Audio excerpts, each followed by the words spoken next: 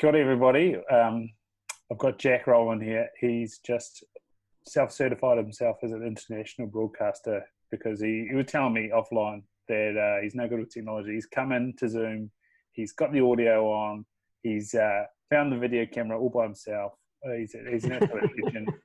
Mate, what I absolutely love is, like myself, he's still rocking the Hotmail. How old's that email address? Oh, no, I'm hoping that it'll become retro and, and, kind of like how Game Boys come back and stuff. Yeah. People will be paying me for the Hotmail domain one day, I think. that and all the spam for bloody, I don't know, massive shipments of Cialis and oh, God. What's the other thing called? The main one? The blue pill? Oh, the Viagra. Viagra. So many. The spam on the Hotmail is really bad. All the things that count get put into junk. Everything that I need gets put into junk, and and then I just get Viagra ads in my inbox. So it's great. Yeah, I'm sticking with it. I'm too stubborn. I'm sticking with it.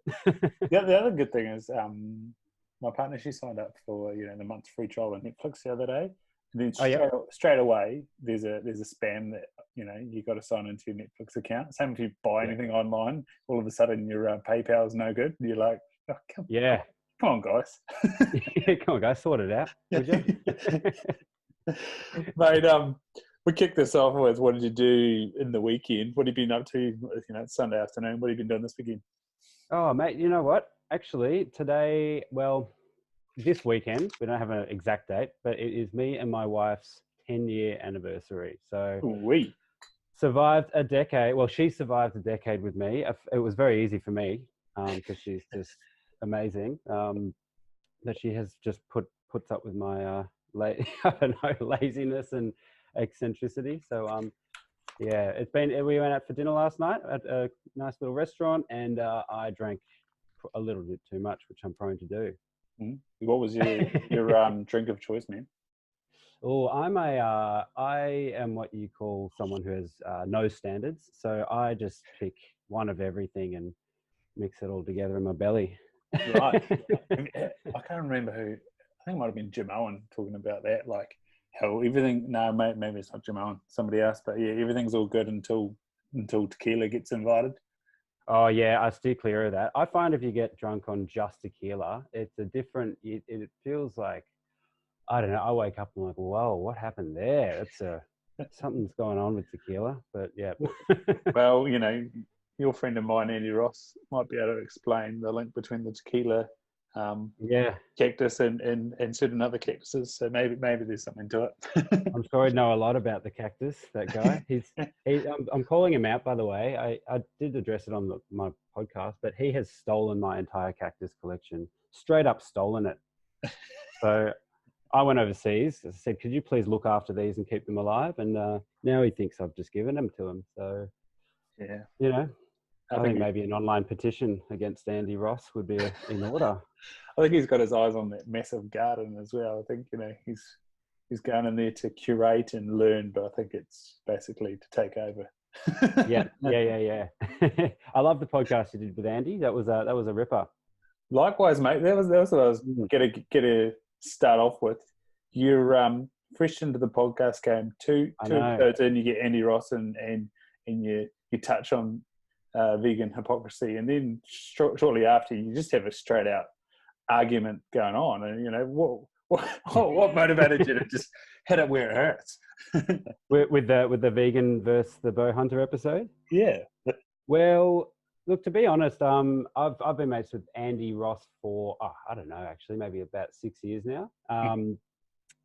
And I've watched him, as he explained in your podcast, I watched his whole journey with the bow hunting, and I thought it was very admirable. I thought it was really, the amount of dedication someone has put into something like, knowing the land, knowing the animal, the respect he's always had that, but the respect he's got from knowing the animal and tracking it. So I'm probably not really wording it very well. I'm not a hunter, as you could probably tell. But also how he had used it to, I guess, overcome many issues that he was going through at that time. I just thought it was admirable, very interesting to watch. And when he finally got his first deer, basically everyone was on board and just like, good on you, mate. I think it's fantastic what you're doing, except one person, and that was Clint, who was calling him a murderer.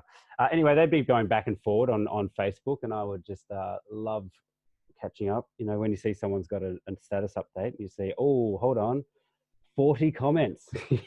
you know, it's all happening. So yeah, it just became this back and forward information war that they were throwing at each other, and I just thought, well, you know, let's see how you guys go face to face, because I actually find it a very interesting debate, because I, like I said, admire hunters for what they do.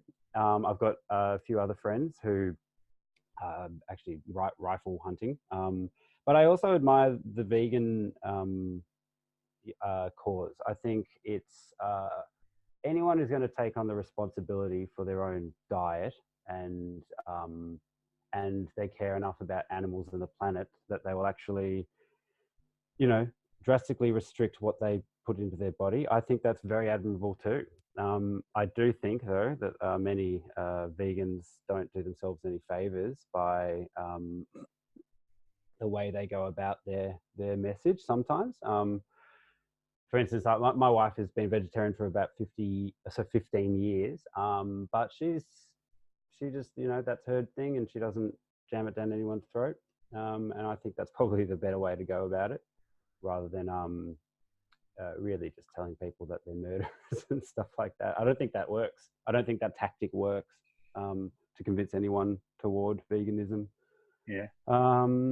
Yeah. So anyway, got them face to face. I thought it was a great chat. If anybody out there wants a shameless plug, anyone out there wants to listen to the chat, it's In Too Deep podcast, and I think it's episode 4, I believe. Yeah, it was a ripper. Yeah. If you're like me, you'll probably scream it out loud, but and you might need to do it in a couple of parts. But I think you're absolutely right. It's not that, you know, I even get this a lot of the time with sort of Sean Baker, and I think that's where his message gets misplaced. He's not necessarily saying to people don't be vegan, but he's also saying that shouldn't be a blanket policy for the world, and he's trying to talk about the limitations of that, but then of course he ends up in a shit fight, so has to go down that road. yeah. when you're the face of the opposite, you're gonna unfortunately have to, I guess, defend your position. I don't know what the story is. I think people just get really they just get glued to their cause, I guess. I see it in veganism, and the hunting debate could be one example, but you know, even like religion or something, people will they think they know, and they stick to their cause, and they actually can become very stuck in their ways of thinking. And that's why I thought Andy was really good, because he's so he can be quite I don't know how best way to say it, quite stern. Yeah. I wouldn't want to be on the bad end of an argument with him, but he's so well researched. There's so many points that I think most people, when listening to those conversations, would not have known.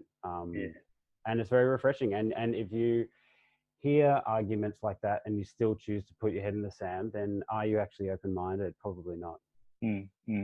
Yeah, and there was sort of quite a number of open-ended sort of questions or points that came out of that podcast, and hopefully, like you say, if you're open-minded, you sort of have a think about both sides of the story and where you sit on that spectrum, and you know, what are you okay with. And I think the sort of jellyfish argument was quite, you know, it was out of what they're talking about, but it was a good sort of mind game to sort of, or thought experiment to play with. And the thing for me is, you know, I'm neither in here or there. I don't have a problem with either way. But the thing for me is, like, I often say, have these people grown a broccoli lately? Because like it's hard work, and a lot of other things out there like broccoli. I'll tell you that. And I'm seeing the white butterflies flying around here at the moment. I'm just glad I'm not trying to grow some kale or spinach or whatever, because it'd be decimated. Even the Just weeds. because of the insects and things like that. Yeah, even the weeds we've got around here, like we've got this morning glory stuff which is growing everywhere, and even that's getting hammered by snails and crap. It's just like, man, it's warfare out there. Nature's metal, as that page says. It's crazy. Yeah, absolutely. Mate, and so the majority of the episodes so far, and I see you're up to about episode 9, which is absolutely awesome. There's plenty of people out there trying to start podcasts, and it sort of gets 1 or 2 episodes deep, and then it's radio silence, and it's always awesome to see people push on, because that's and even myself, I'm up to this be 116, and it's like, I know, well done, mate, well done, fantastic. Just keep pushing on. Some weeks you sort of get there and you're like, oh shit, who am I even going to interview? But that's the beauty that I think of podcasting. Like, we've never met, but just through podcasting we've had conversations, and like, I'm this double science person, one in a sort of practical sense, one in an experimental sense. I've got 2 parents. One was a physics teacher turned process engineer. The other one was a laboratory technician. So there's just this very sciencey life that I've had. But thankfully, the pair of them, like my mum, was into art and took us around art galleries, and we went to New Plymouth and saw the Lenlai exhibition. And I remember walking into that place, and there was a table with like lipstick on the cups and food everywhere. And I was like, oh, they must have had an opening last night. And then there's a sign beside it. I was like, oh, righto. That was an artwork. Yeah, it was an artwork, mate. And begrudgingly, as a, I suppose, 8-year-old male through to God knows when, being dragged around museum and art gallery exhibitions, it did me good. And same with like my old man being like, oh, you should go in the school production, or you should sing in the choir. There's nothing wrong with that. Believe it or not, I sing and dance and act, or did. Yeah. Mate, where did this sort of artistic road start for you? Yeah, look, I mean, I think most artists who, again, on the podcast with the persisting, I think that is my art training. It's like you get very little reward from being an artist. It's a brutal slug. It really is. Yeah. At the start, you're really grateful that anyone likes your stuff. But I mean, I think I've been a professional artist now for about over 10 years. Okay. Yeah, definitely about maybe 10 or 11 years.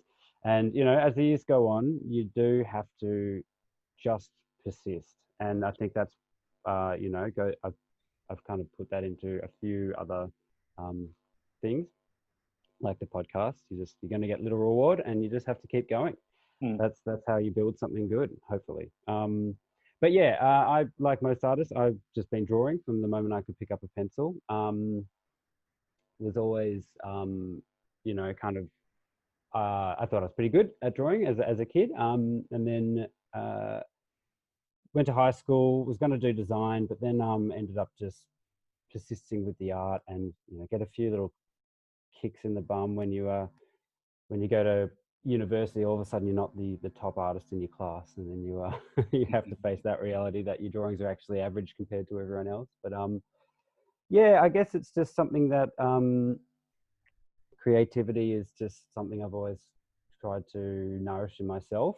I love drawing. There's something extremely satisfying by taking a blank canvas or a blank piece of paper and walking away, and you've actually created something that someone can enjoy, interpret, or there's actually a physical thing at the end of it. I think that in itself is a very satisfying thing, and whether it be building as well, or making music, any kind of creating where there's actually a physical thing left behind, I think is a very satisfying feeling. So yeah, I guess I've just been I'm pretty stupid. I didn't really excel at anything else in school, so what's left? Keep drawing, keep painting. Yeah. So for me, I have some days of the week, some weeks more than others, where I go, shit, I just wish I had never gone to uni, and had just figured life out. Like, Yeah. and it's easy to see this survivorship bias in a number of people, Richard Branson or Gary Vee and stuff like that, and you think, man, these people did it, but of course, plenty of people didn't do it. Yep. How do you feel with the artistic, like you say, it's creative? How do you think the formality of art influences what you do or doesn't?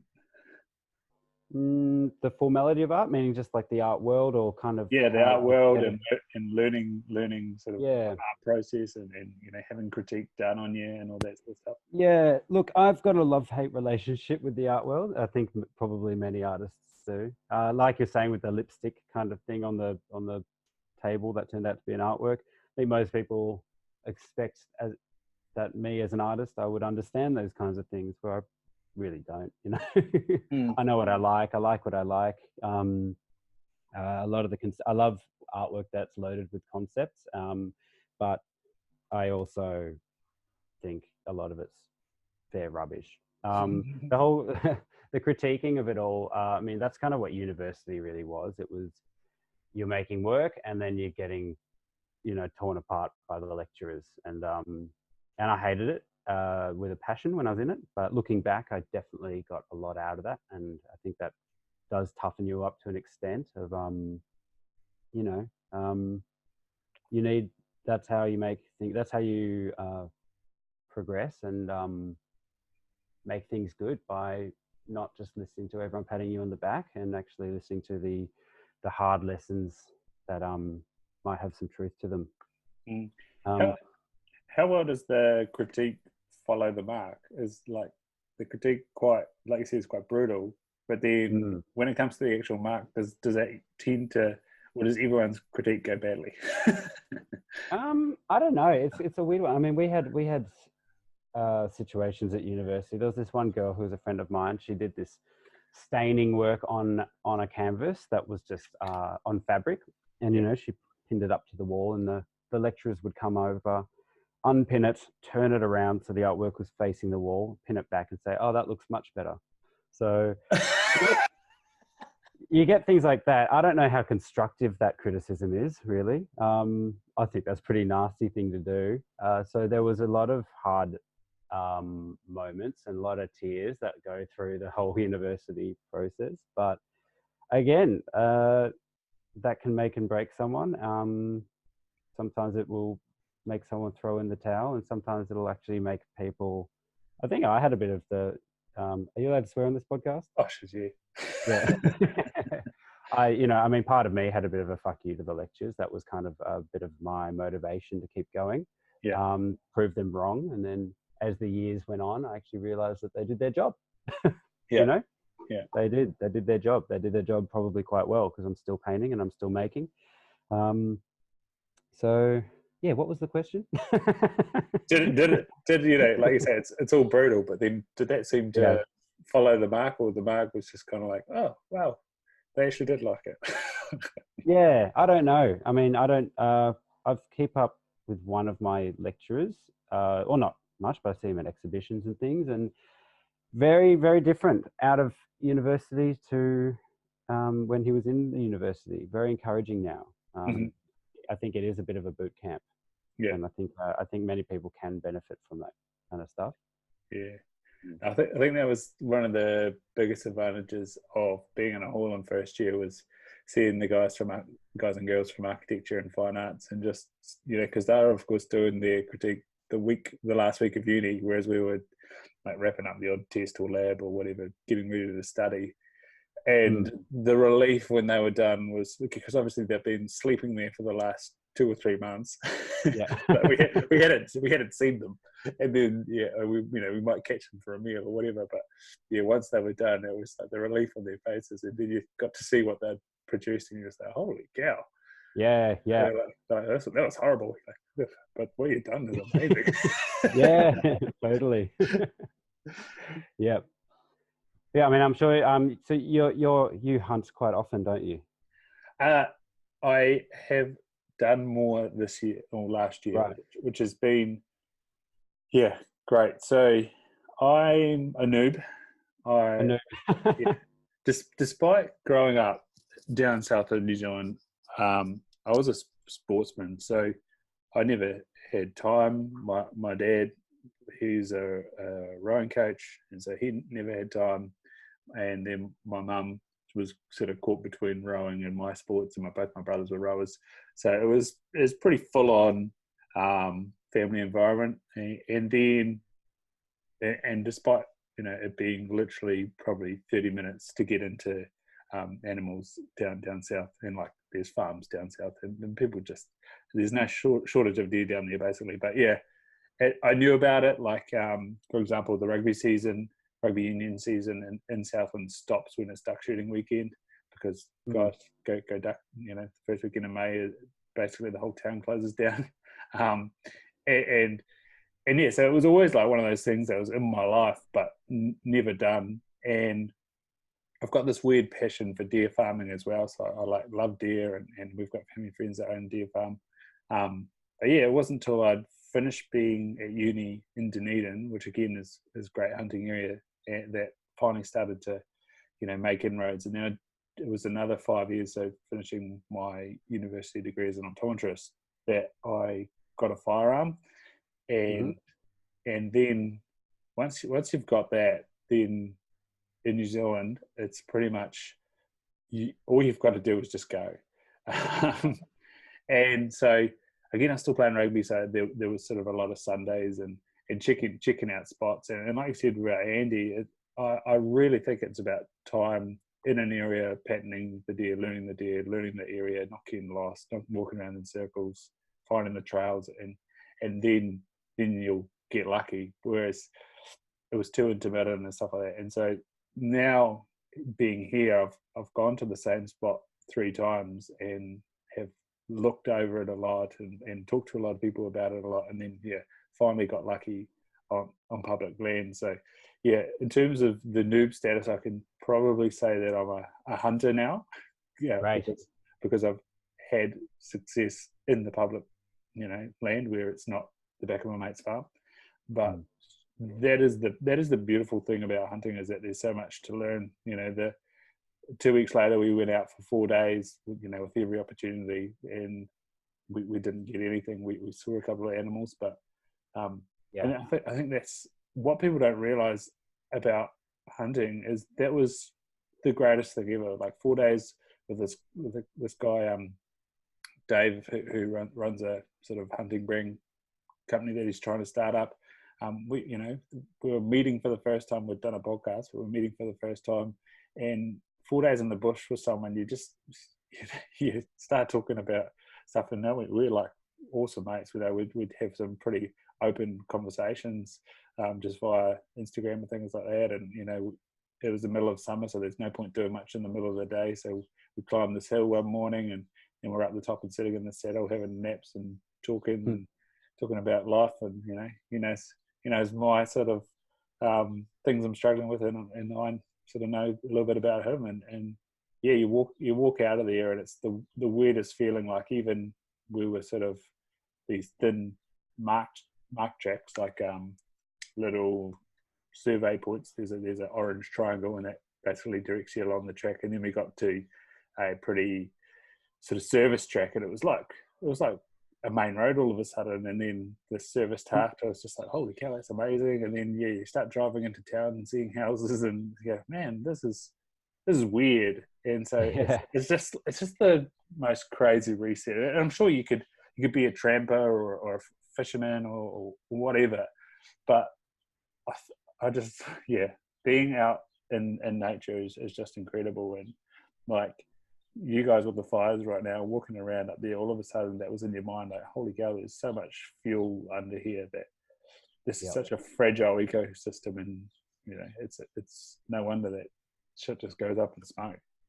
Yeah the fires have been devastating. We one of Andy and my friend Zane, he was in Malakuta, which got hit really bad. That was all the photos that you see online, or not all, but many of the photos and videos that you see online of the black and the red skies and people fleeing to the beach. I think that was around Malakuta, and he he actually had to get helicoptered out of there from a camping trip. He's pretty wise about I guess survival and being in nature. So he knows what he's doing. So I don't think he was actually at risk. But man, he told me he went down to the beach and he ended up sitting on this rock, and there was all the animals had kind of all done the same, and he was sitting on this giant rock next to deer, three dingoes, all these different animals, and they're all just hanging out, no interest in killing or ripping each other apart, all just hanging out on the same kind of spot. It just sounds surreal. Yeah. No, I had on the podcast by Ross, who's friends with a friend of Andy's, and he had been in Malakuta, and they went out when there was a small window, and then just sort of cruising around northern Victoria, southwestern, eastern New South Wales, just waiting for fuel to get out and having to drive all the way up to Canberra and then down again.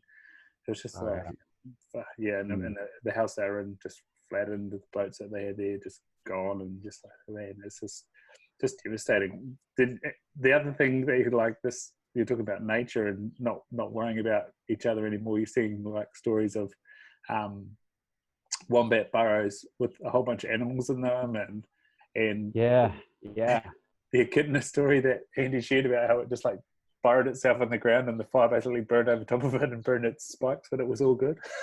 Amazing, right? I mean, that makes you think, like, do the echidnas, I guess bushfires in Australia are no, it's not a weird thing for them to happen. They happen all the time. At this scale, it's never been recorded that I think we know of that's been this big. But I guess have the animals evolved with fire? Is that what's happened, or is it just a freaky happy accident, or what's going on? It's quite amazing, I think, especially the echidna story, and the wombats getting all the other animals into the burrow.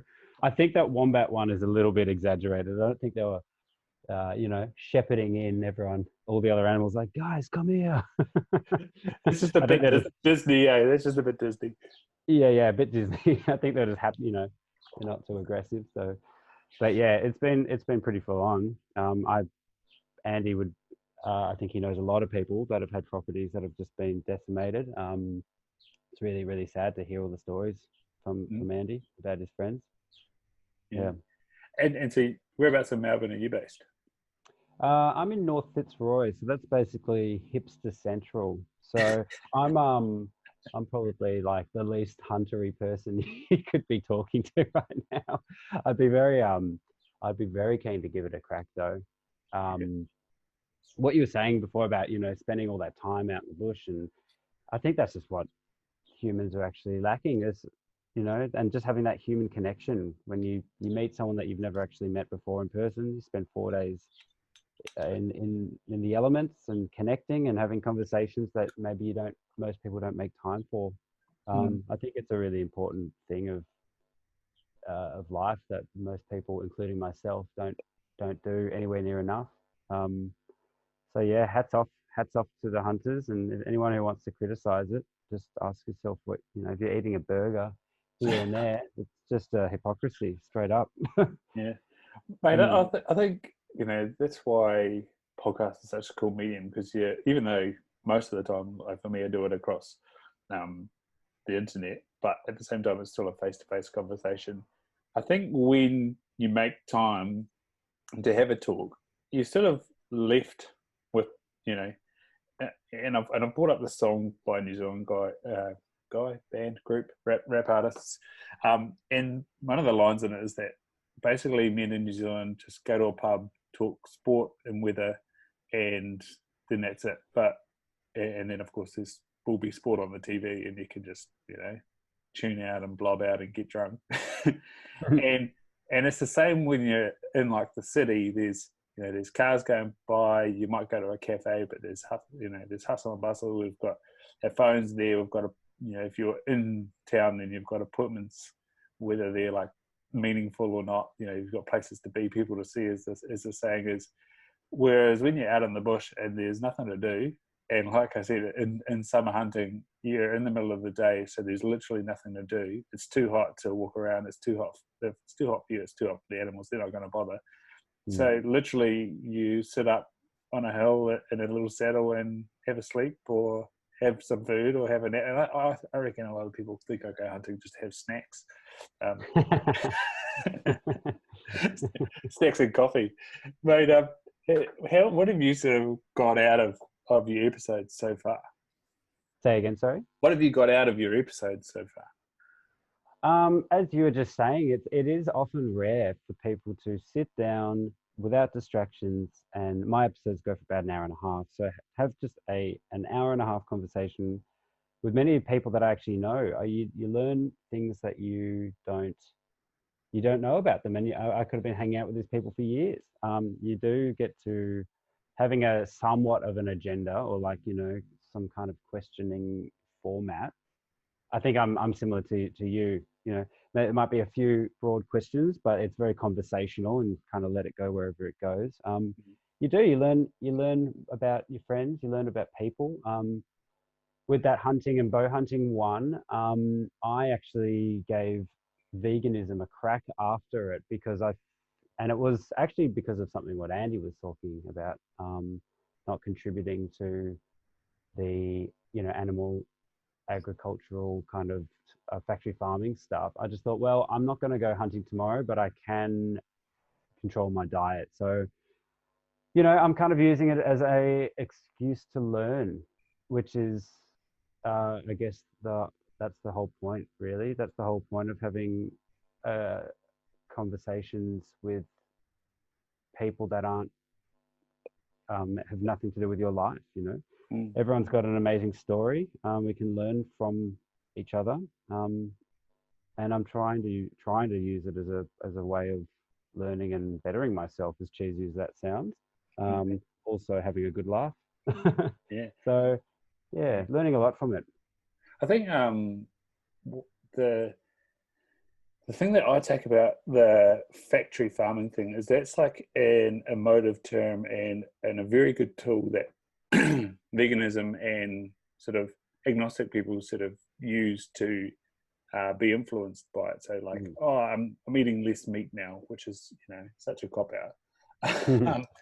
But it's like where I was in northern New South Wales was the beef capital of Australia, casino where I was driving into, and it is the most remarkable countryside I've ever seen. Like, it was the middle of drought for most of the time that we were in northern New South Wales, but we had like 1 week of rain, and the turnaround in that countryside was absolutely incredible. And that's because of the diverse grass species and the amount of moisture that can be retained because of the organic matter within that ground. And so that there was like open pasture, low stocking rates, and yeah, it was incredible countryside. And that's from regenerative farming and things, correct? Yeah, that's right. Yeah. And that's where I was absolutely astounded by a recent. I think old mate Pete Evans was talking to Joel Salatin, who's one of the key guys when it comes to regenerative farming. Polyface Farms is his deal, his shtick. And he was talking about Australia, how there's like some agronomy sort of measures from the early 1900s, or might have been even older than that, sort of originally in Australia. And he was saying that there was like, I don't know what the unit was. I only listened to this thing once, but it was kind of like 20 units of this organic matter in the soil. And he said that now it's down to like 1 or something in Australia. And so, and then he was talking about the amount of now, through northern New South Wales, its majority of it is sugarcane, and then down south you've got like the corn and soy is going massive, and that's all sort of export market. So when you sort of think about that as a farming practice, it's kind of like you're planting stuff, taking it away, and then you're sending it overseas, and you're doing it over and over again. Whereas, like you say, there on a regenerative scheme, you're constantly putting back into that soil, and the cows or the sheep or whatever it is are putting back into that soil. And that's where I think it's the right argument is that, yes, in a factory setting, if that is real, and I think in New Zealand there's one farm. I don't know about Australia. I think Pete was saying that the amount of completely grass based, and that is a sort of misunderstood term as well. Just because something is fed supplementary feed or fed corn or something doesn't necessarily mean that it's in a crate. But yeah, if you're talking about like penned up, fed or barned up fed stuff, then yeah, maybe that's not the right thing. And then from the environmental argument, they actually perform better in terms of methane. So I think like where it's easy to put broad brushstrokes to it, there's a lot of nuance to it, and that's where That's the thing, isn't it? It yeah, is nuance. yeah, and that's what you were saying about like having that conversation and leaving a lot of those topics open ended. I'm like, oh, I don't know how sure I am about this anymore. Is a really good thing, because then you can sort of look at it and go, well, what are the assumptions that I've made here, and where might I go wrong? Yeah. Well, I mean, that is one thing that I've really learned. Even I'm not sure if you probably would have listened to the Joe Rogan podcast when they were debunking game changers. Yeah. Yeah, and then they got the game changers guy on to debunk the debunk. And one thing that I've learned many things about actually the pros of things like regenerative. I can't say that word. Yeah, regenerative farming, which I didn't know a few months ago.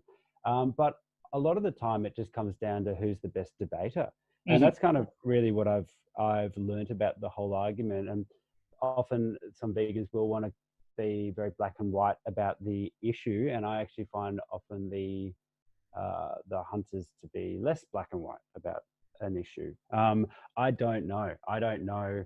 I think you can live a very healthy life from veganism if you put in the hard yards and pay attention to it. I'm not sold that meat is carcinogenic and it's bad for you. Life eats life. I mean, that's just how evolution in the world has gone. So I do think if you can reduce any harm to an animal, I definitely encourage that. I think that that's actually more the argument than the health argument that the debate tends to get bogged down in. And I think hunting is a way that an animal can live free range. And hopefully, if it's an ethical, skilled hunter, you can kill them within 20 seconds. I think that in the debate, I've been told there is no ethical way to kill an animal. I disagree. I think there is an ethical way to kill an animal, and I think death isn't as black and white as good and evil. I think death is part of life, and if you can avoid it where you can, please do. But if you are wanting to eat and sustain yourself in a healthy way, then yeah, I'm all for it.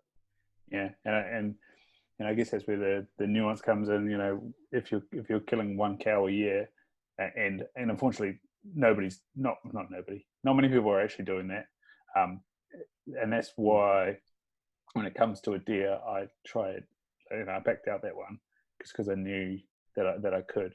But yeah, I try everything from that animal, and if that's kind of my dream is where I'd love to take my life, is to have a lifestyle, a small farm, and then hopefully a large scale farm that highlights that sort of full carcass eating. And yeah, I think it'd be great to and not everyone can do it because it's a lot that goes into it. But on the balance, you've got to kill a lot of things to grow a crop. For us, like I say, life eats life. There's plenty of other life out there that'll eat that. And whether it's bugs, whether it's varmint, whether it's deer and pigs and all these things, or kangaroos in Australia, you're going to have to put in measures to stop that, or else, in the case of a crop farmer, that's their livelihood, and if they're losing money to wild things, well, they're going to do something about it, because that's how they put food on the table. So yeah, it's like we've just said, there's so many like open-ended things to this that it's easy to apply a broad brushstroke to. And yeah, I don't think, no, that's not true.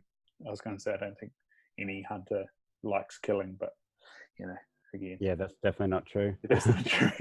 I mean, I know I've got a friend, my friend Ben, who is hunts with a rifle, and he is a very ethical hunter, but he's told me some stories of some people that he wants nothing to do with anymore.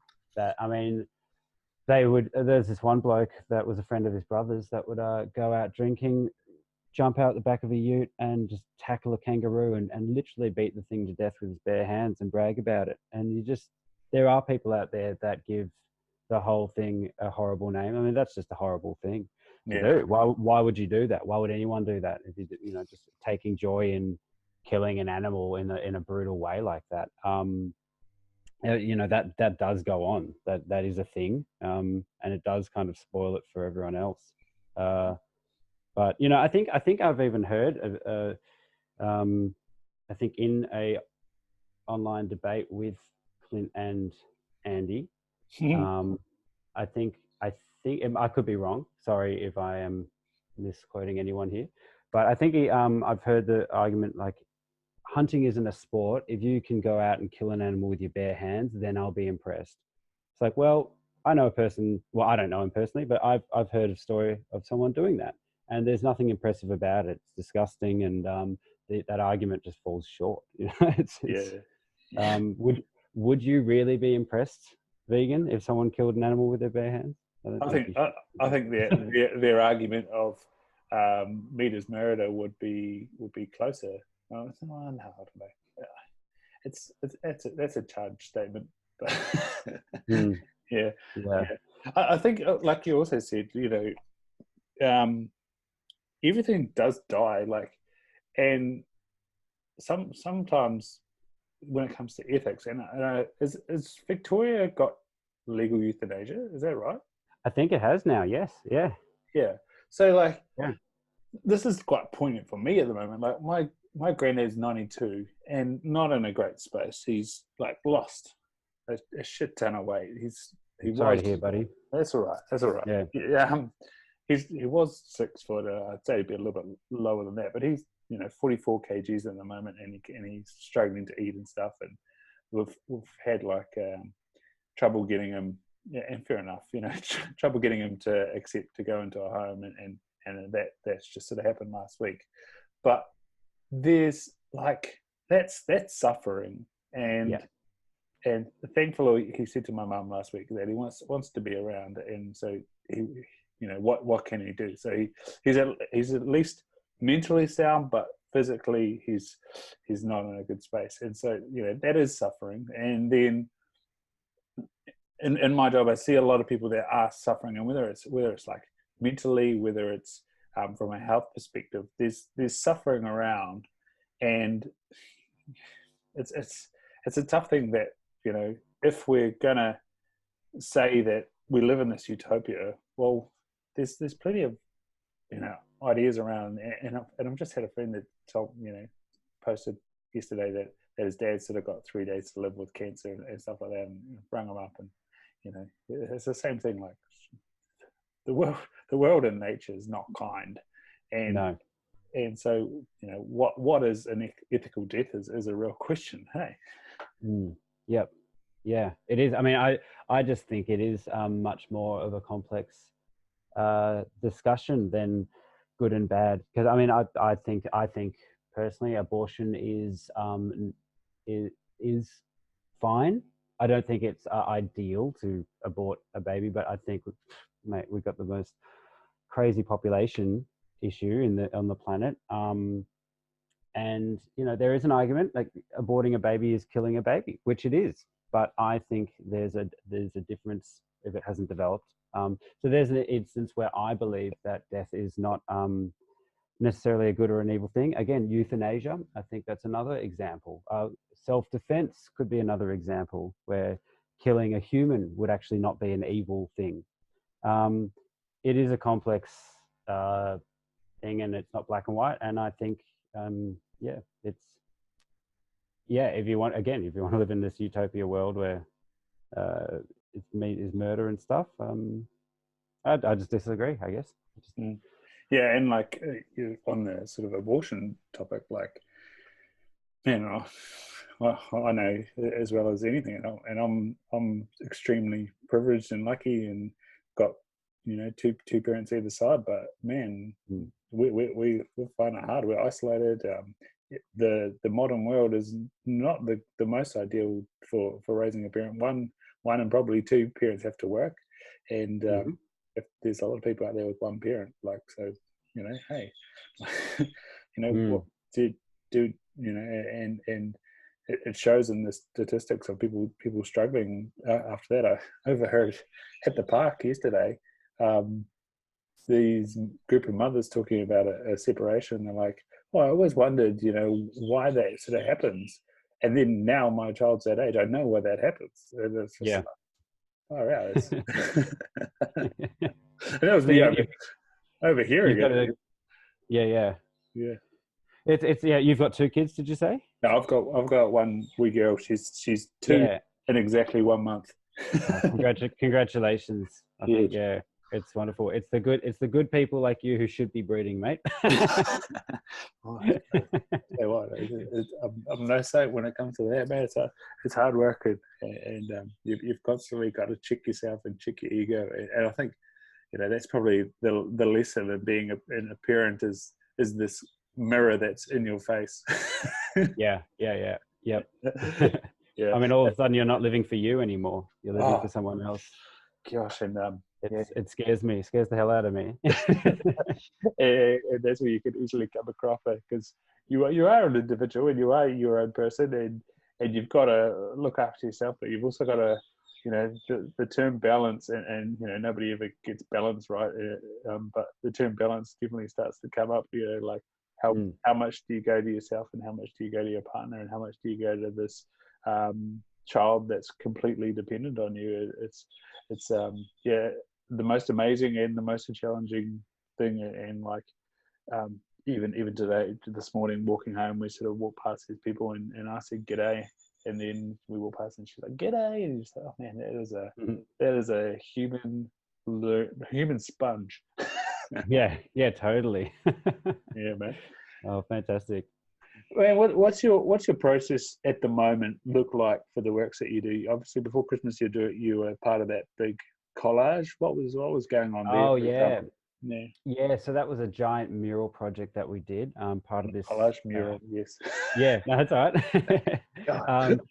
This giant warehouse for this studio called Mycelium Studios, and they do some really amazing things there. But they got a grant and paid us, I think, 4 professional artists to paint the entire warehouse. I think it worked out to be over 1 kilometre of square meterage that we had to Wow. paint, which was it was a fair project. I was going a little crazy by the end of it from lack of sleep. But that was an amazing thing to be a part of. We had 3 mentees. So we were mentors to 3 younger artists that had never done anything like that. So that was a really fun, rewarding experience, I thought. But yeah, I mean, my art is pretty. It's of the. I'm a landscape painter. I paint the natural world. I paint in a kind of realistic style, but with very unrealistic, oversaturated and psychedelic color schemes. I kind of see it somewhere between realism and surrealism. I wouldn't call it either, but somewhere in between is. But yeah, it's pretty fun, pretty psychedelic. That's kind of what I'm trying to. That's what I'm going for. Yeah. I don't know if you've had any psychedelic experience, and you don't have to answer that. But through my psychedelic experiences, kind of when I first started experimenting, um, I found the experience of witnessing the natural world. It was like seeing everything with fresh eyes. It was all very familiar, but it was more or oversaturated, or you could feel, you felt more about the land, or trees seemed to have character. So yeah, I think with the altered color schemes, with the psychedelic pinks, greens, green skies, pink trees, things like that, I guess what I'm kind of aiming to do is offer the viewer seeing something that they know very well, with a kind of a fresh eyes. It's seeing something, but it's different. That's often how a psychedelic experience can leave you change your perception of seeing the world. So one of the things that I saw lately was that you should look at a piece of art and let it speak to you, not speak to it. What do you sort of hope that triggers in people? What's your aim with a lot of your works? Look, I mean, when I was at uni, I was painting pretty drab cityscapes, and I was very uninspired, and they were pretty depressing. But after having those psychedelic experiences, also just quick warning, if anyone is thinking, I'm not just giving a green light to it all. It's a big journey, any kind of psychedelic experience, and there are risks. But there's enough misery in the world. There's enough crap in the world. There's enough expressions of torment and things. I do actually try to give the viewer a look at the natural world as a beautiful and a utopic kind of place. Even though we're talking about that, but I mean, I think there's no the planet is just amazing. The nature is just amazing. I don't spend anywhere near enough time in the natural world. That's why I'm envious of you hunters. It's it's a beautiful thing, and it should be. It's sacred. The natural world is sacred. I'm not religious, but it's perfection, and I just try to use my art as an excuse to get out there and see it, and then put my own twist on it. And I guess that's kind of what I'm trying to give the viewer is, also means I can claim all my holidays on tax.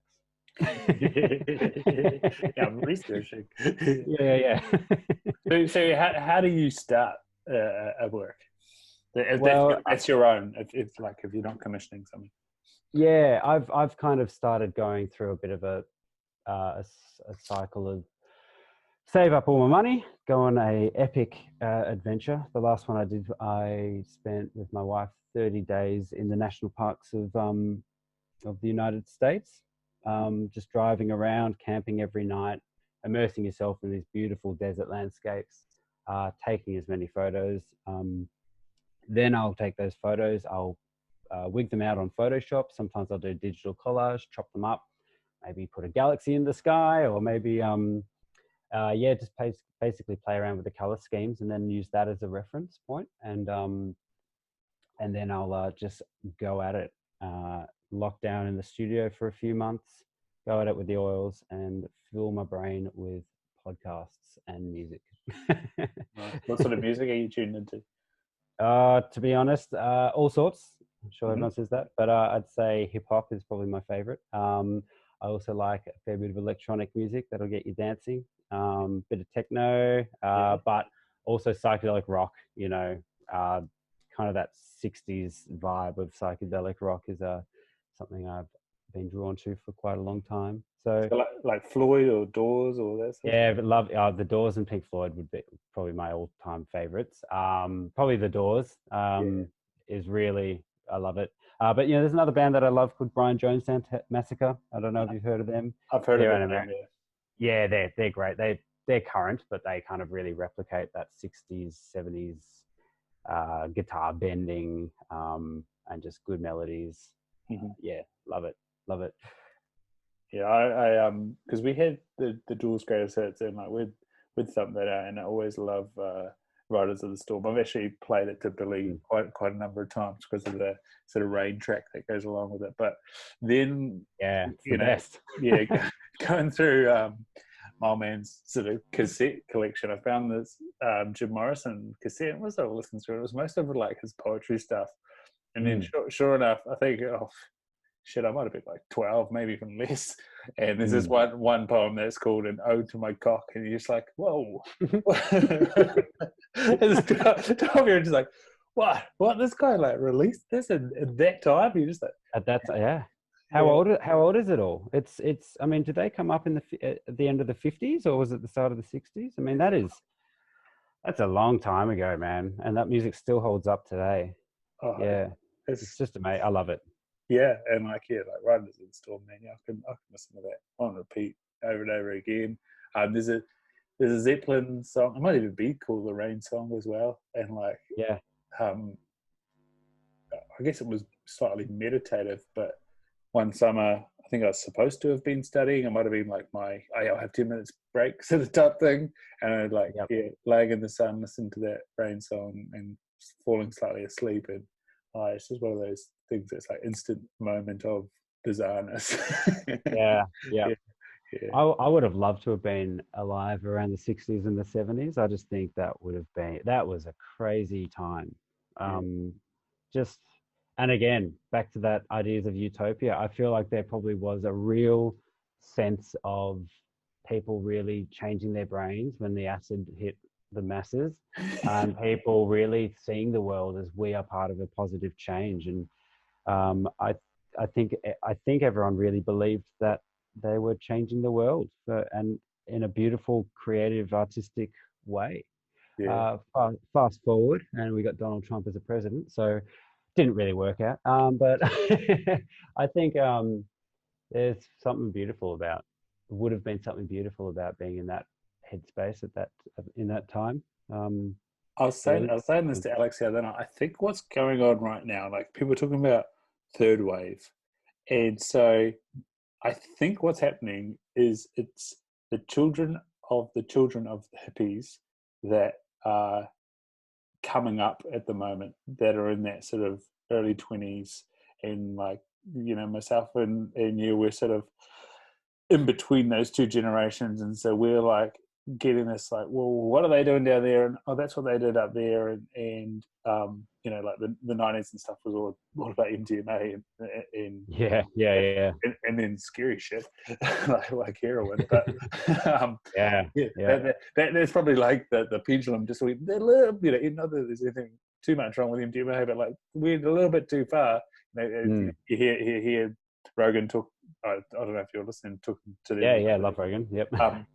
Boston comedy being paid in cocaine and stuff like that, and you know. Oh right, yeah. I was talking to a guy yesterday who trains people in Hollywood, and you know, he's sort of saying, if you come with me, it's sort of, you know, eating lots of meat and fat so we can train 4 hours a day. If you want to go and do the cocaine diet, you know, that works, but hey, I'm not your guy. Yeah. So obviously that still goes on, but yeah, like Joe Rogan was saying that how in the back of the comedy store now it's no longer, you know, don't sit there, there's, you know, 5 lines of coke on that table.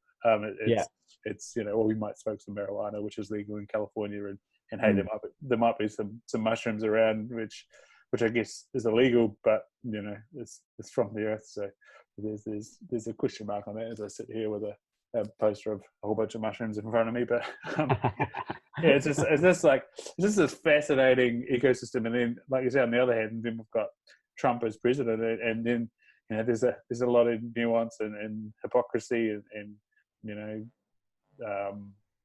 sort of symptomology that comes out of a Trump presidency, that, you know, like I say, with a child, it's kind of like there's a mirror that's right in your face every day. And then Trump as well, it's kind of like, man, there's a reflection going on there with that. And, you know, that's not even our country, but we sort of see the same sort of behaviors and reactions that, you know, that triggering coming out in countries like New Zealand and Australia. And it's like, man, the world is weird. It's a weird place, man. What do you reckon about the theory that Trump's on speed kind of diet pills? I reckon it totally makes sense. That's like, you heard that one? Oh yeah. You'd have to convince me pretty hard for that not to be a thing. Yeah, me too. How can a guy that age, like, I mean, really, if he wasn't orange with the blonde hairdo, he would be a pale, wrinkly man with a bald head. And it's very important to remember that. He's not young. He's old, and he's doing those crazy rallies and screaming away and slurring his words. And man, that guy's definitely jacked up on some pills for sure. I'm jacked up. I'm about to do. I've been drinking green tea all goddamn day. I'm gonna come at you like a spider monkey. For sure. Oh, that's what's going to be the best thing about you know, because he's probably going to get re-elected. That's what's going to be the best thing about 5 years from now. Like, already Saturday Night Live impersonates him, but man, once he's finished being the president, there's going to be some classic gags going on. I reckon Will Ferrell's going to, like, when George Bush was finished up and Will Ferrell did that whole series of George Bush shit, that was gold. Yeah. Totally. Yeah. I wonder what it's going to happen once he's out of the way. Is it going to go like, has he just laid down the road for it all to get wackier, or is it going to go completely the opposite and be really, the establishment's going to grab the hold even harder, or I don't know. Who knows? It's a weird show. He's turned the news into a reality TV show, and I'm addicted. I am totally addicted. Yeah, at my work, it's funny because Mark and Tim, their father and son, Mark is quite like, I guess, he's quite considered, but I think he's quite turned off by the whole Trump thing. And he thinks it's an absolute disaster. And then Tim is like almost the other side. Like, I wouldn't say that he's sort of pro-Trump, but he's also like negative the narrative about Trump. So he's kind of takes, he looks into like, well, what are they saying, and what is he actually doing, and how much of this shit is true. So yeah, it's quite cool talking to the two of them about their opinions on what goes down. And like, it was so funny. I was talking with him. And I said, oh man, they've been saying they're going to impeach him for so long. It hasn't even happened. Sure enough, next day it happens. Yeah. and he's still there. Like, man, I get my American politics from Joe Rogan, but it's a good listen. Yeah, it's a good listen. Yeah, if it wasn't all like real, it would be a great show, a great story. I mean, you couldn't write it, could you? If that was in a book, you'd be like, this is a bit far-fetched. They're going a bit far on this Trump character. If this was a novel, you're like, I don't buy it. But yep, it's all happening. But you guys have got your own sort of weird and wonderful prime minister, like ScoMo. Yeah, he's a piece of work. My favorite one was Tony Abbott. A few prime ministers. We've had a lot of prime ministers. Well, I was about to say that in the last couple of years. Yeah, you guys go through them. You don't need elections anymore. You just go, nah, this is not working. Yeah, exactly. I mean, Tony Abbott, there's some great footage of him out there just chomping on an onion and pretending everything's normal. Like, dude, you are actually a lizard person. That will actually completely convince me that reptilians are true, because people don't just eat onions on TV and carry on. So weird. like apples. And then you've got like people like Eggman and oh yeah, good old Egg Boy. Yeah. And like, oh well, your prime minister's doing pretty well. She can smile, is what I say. Oh really? I don't know enough about it all. It seems like the horrible massacre that you guys had to go through. She handled that pretty well, I thought. For sure. I don't know if it was, to be honest, it was a conspiracy theorist's wet dream, to be fair. Yeah. Like there's a lot of things that you could create, and it's just lucky that we don't have too many of that. I'm sure there are some around New Zealand somewhere, but man, you could write a good conspiracy novel on this parliamentary stuff. It's a bit like in the States, them talking about Trump getting impeached and Jeffrey Epstein, and then all of a sudden, hey, over here we're going to have a war with Iran. Yeah. I know it's a good time for conspiracy theories, I'll say. Yeah, I don't buy most of them, but I do like to dabble. I do like to entertain the thought of it all. Well, that's the thing. That's why I wish there was someone in New Zealand that I could just like see some elaborate melding together of all the goings on and like, that's possible. Yeah, it's fun, isn't it? It's fun to think it's all a big. It turns life into an Indiana Jones or something, Yeah, I think that's what a lot of the conspiracy theorists actually go to. All of a sudden, they're part of this exciting plot. Yeah. I think things actually tend to be a bit simpler sometimes, but Jeffrey Epstein definitely didn't kill himself. No. Yep, I said it. that was like, who do you think we are? yeah, exactly. But have you watched Wild Old Country? We were talking about it third way. Yeah, I didn't know about that because I used to be quite interested in Osho. Oh, same here, man. Same. I mean, a lot of his teachings are they do hold up. They're pretty good teachings, a lot of them. It's not all bullshit. I mean, but then I didn't know about the story. I mean, he's an interesting guy, though. I mean, all the Rolls Royces that he drove around, and then conveniently says, "Oh, I'm just showing that things don't matter because I can have them, and I'm still hasn't affected me." I'm like, okay, that's very convenient, isn't it? But what a crazy story. Yeah, unfortunately, it's very, and this is why I don't watch series, because it's very hard to get through them. It can be 9:40 at night before I finally get a break. But man, I've been trying to, even just like the first one, knowing the outcome, watching the first one, I'm just like, man, oh man, and like what's I said to Alex the other day, it's like I can kind of I've known about Samosho stuff before because of this guy in the States, Elliot Hulse. He always is quoting Osho, and I wonder how much, since Wild Country's come out, I wonder how much he sort of tells anymore. Kind of backtrack a bit. They're quiet on the old quotes there. But like having been in Northern New South Wales, I like wonder how the universal medicine sort of thing like kicks off. Like, and he doesn't even want to talk about it because he sort of said, I've lost friends to that cult up there, and like.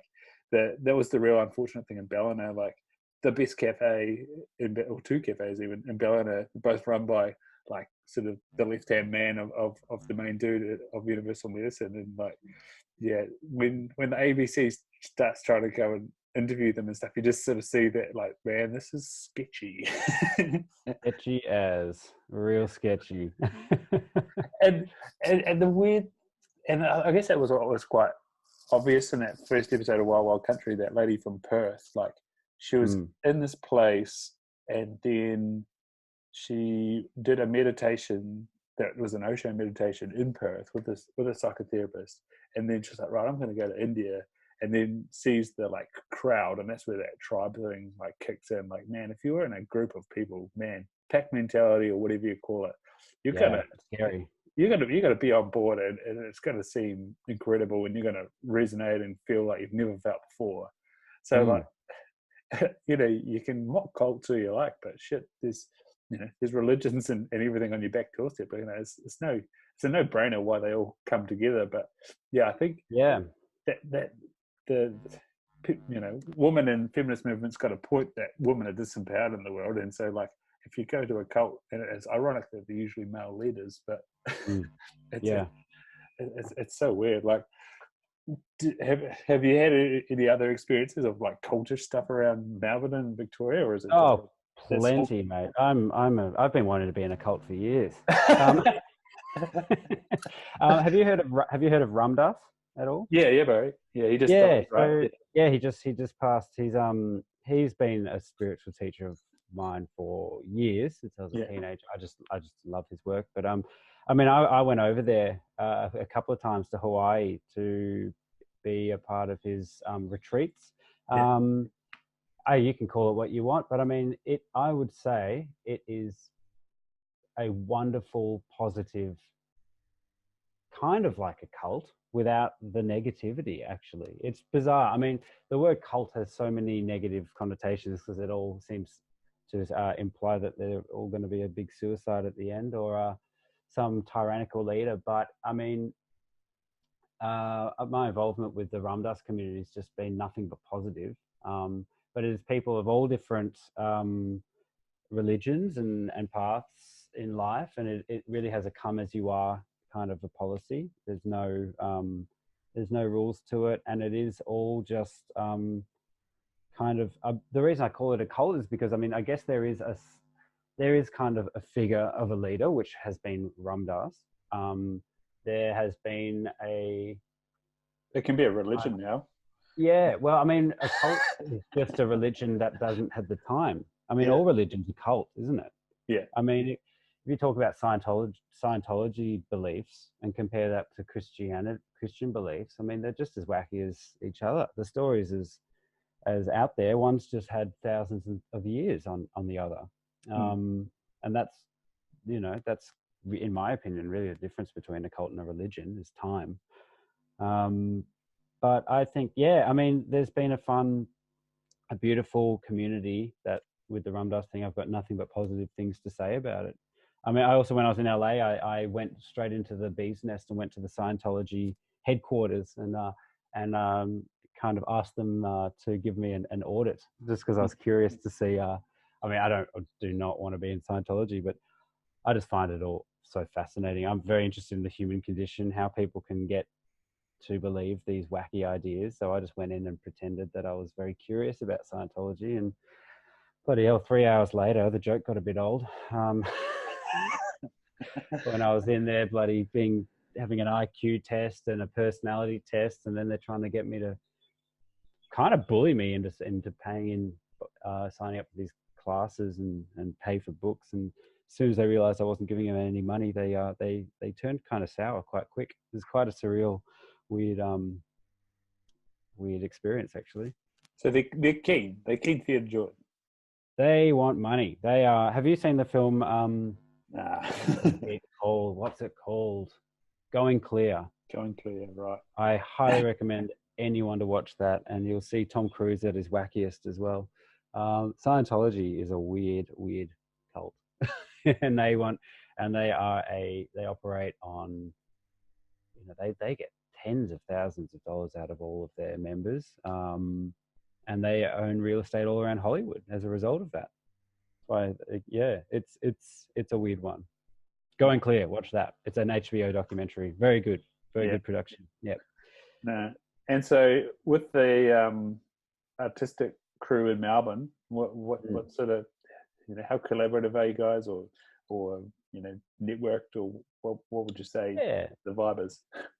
I kind of came up through the fine art world, through the universities. I never really felt like I fit in with that crowd as much. Some really lovely people, but I've just kind of started getting into murals, as we're talking about with that big mural thing that I recently did.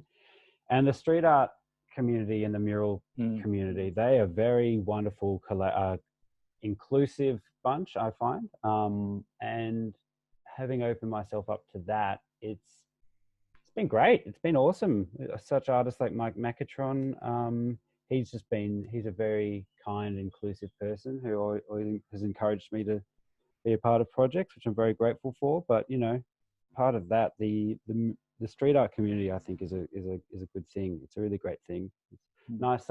Studio life can be very isolating as well. It's nice to have the sun on your shoulders while you're making something, and you're making people in the street smile as well when you're doing it, which is really cool.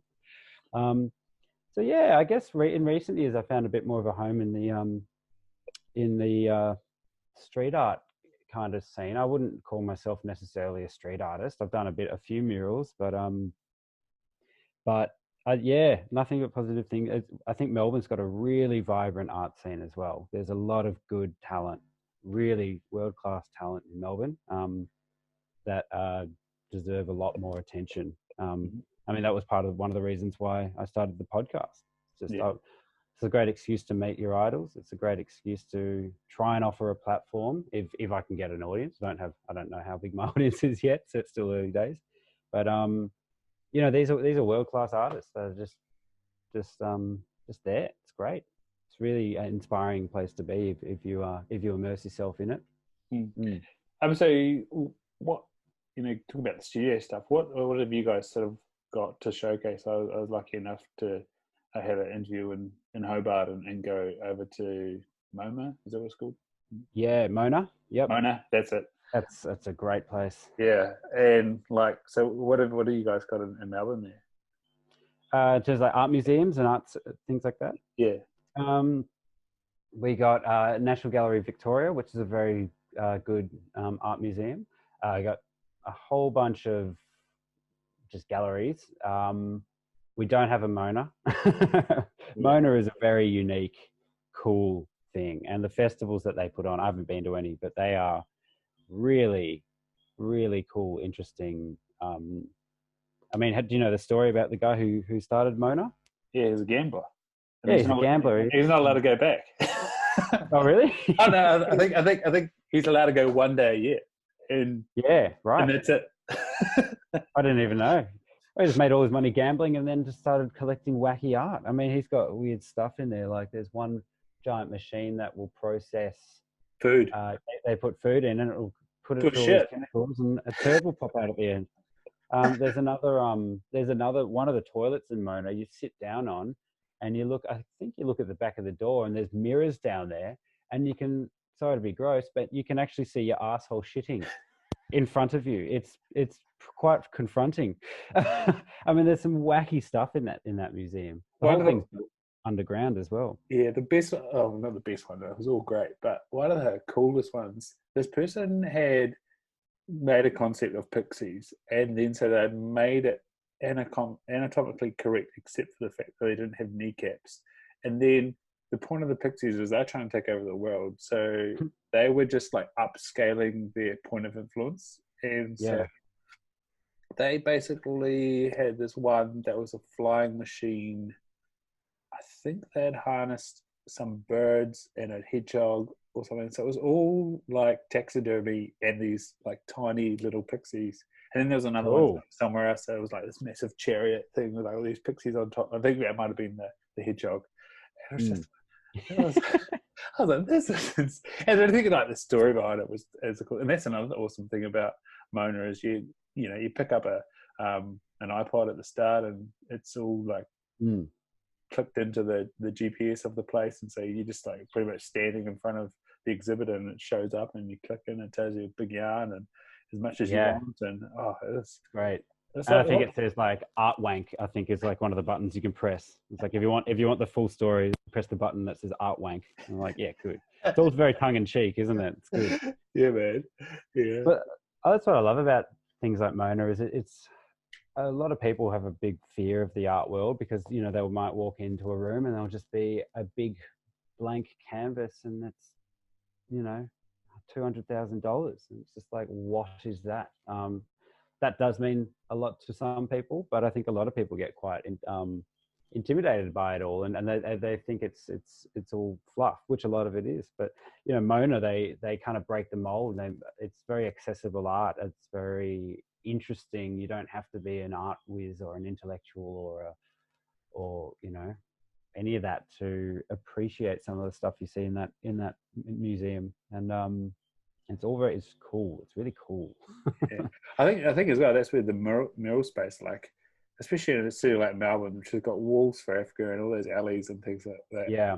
If you can turn that into art and make, people walk past that every day and appreciate an image and intricacy, then that's again, like I said, break down the barrier to, hey, I like that, or hey, I don't like that, and this is maybe have a think about why don't I like that, or why do I like that? What's cool about that? And I think that's where growing up, I was really lucky that my mum was trying to learn art and do stuff and paint, and then she was buying images from her mentors or stuff that she liked, and so that was going up around the house, and obviously that influences what you think is good and bad and how things look and what's gone into it. But that's really why art is so cool. And like you say, it's a physical thing that brings about emotion and ideas and your own creativity, and like just raises that high brain function, eh?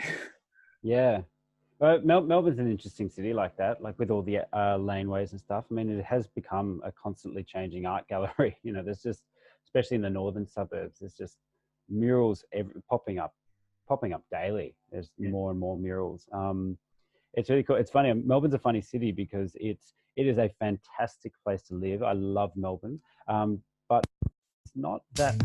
Oh, sorry. Did you just put music then? There's something electronica. Sorry about that. Some art music. That was awesome. I'm just going to close that. That scared the hell out of me. Sorry about that. That wasn't too loud. It was good. Okay, good. What was I saying? That actually just made me jump.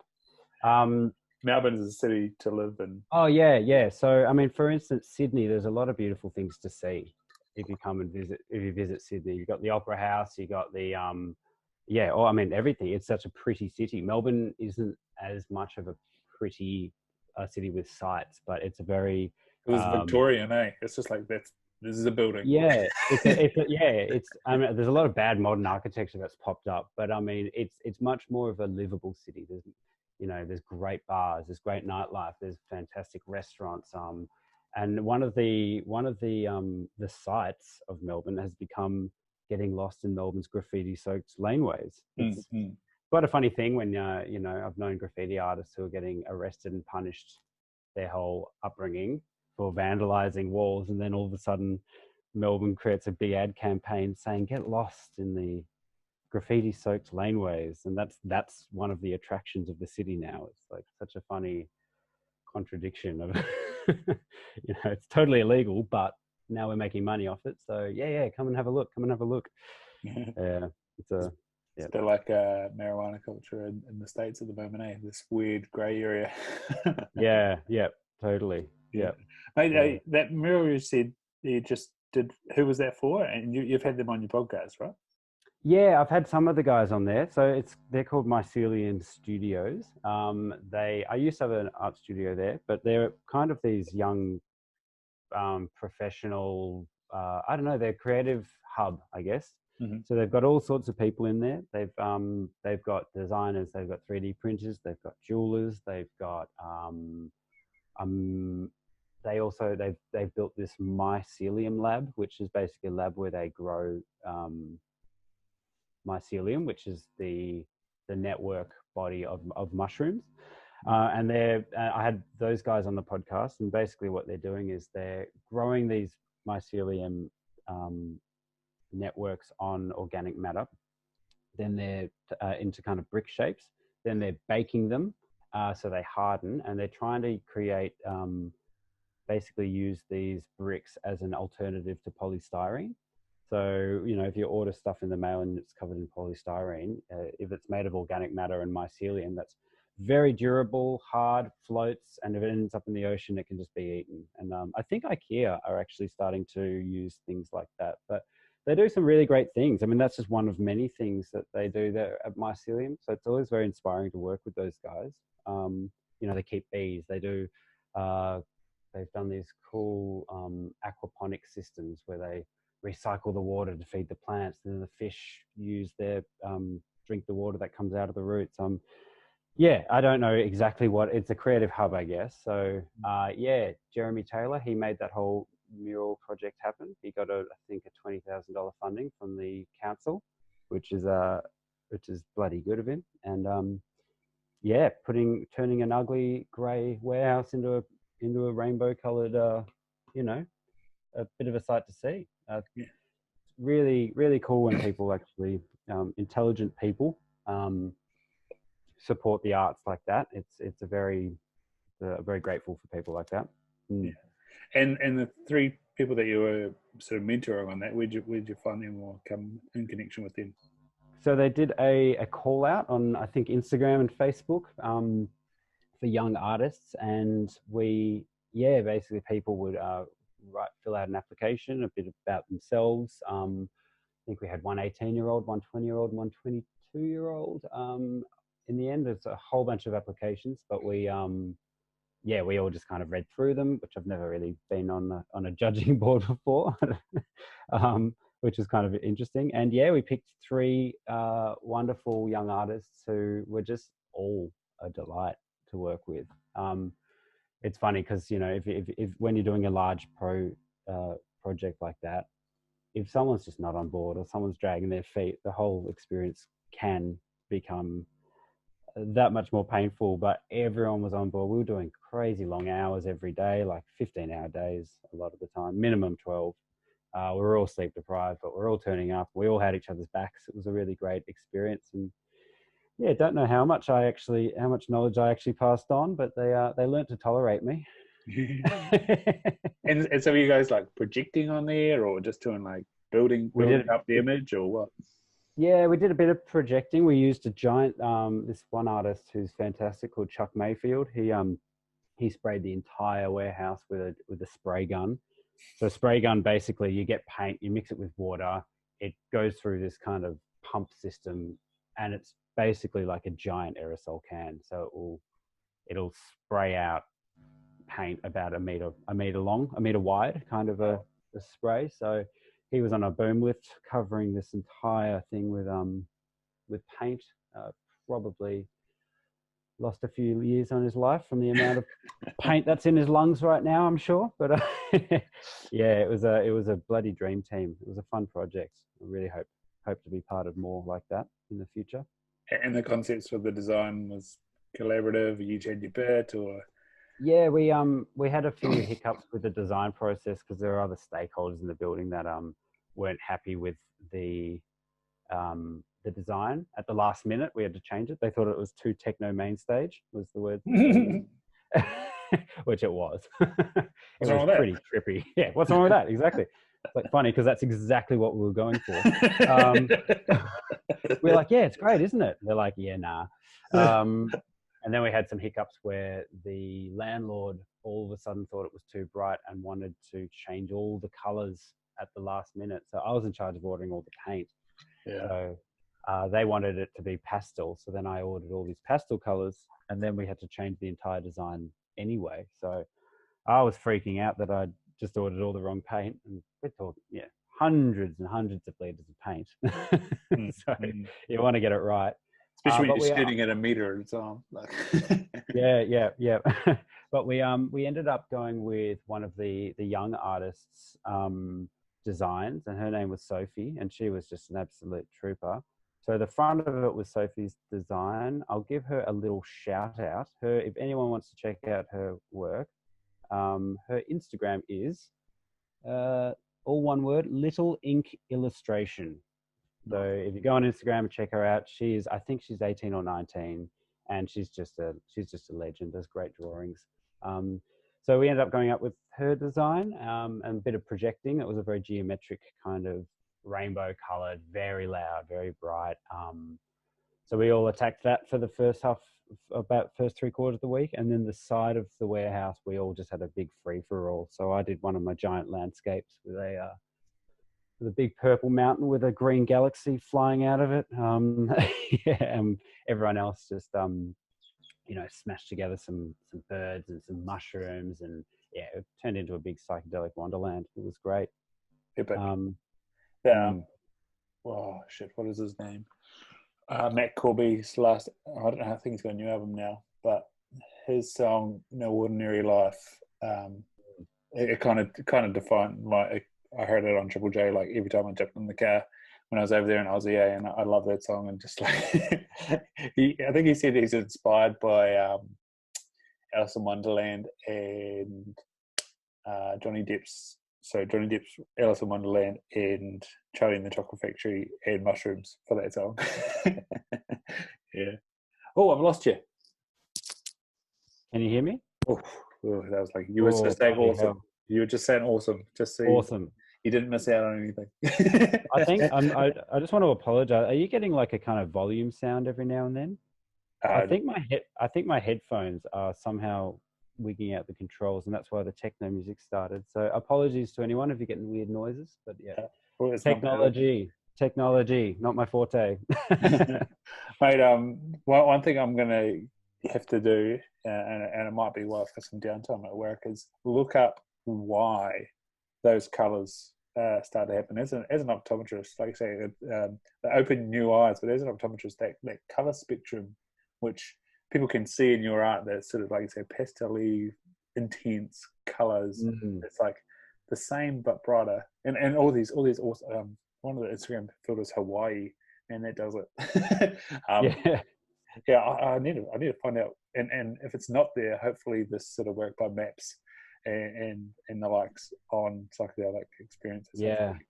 Hopefully they grab an ophthalmologist or an optometrist on board and figure out what the heck is going on.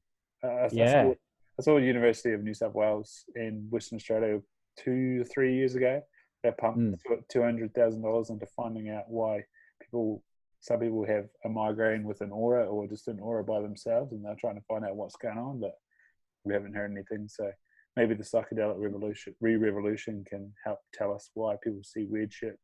Yeah, are you educated on light and color and how it works at all? It's supposed to be.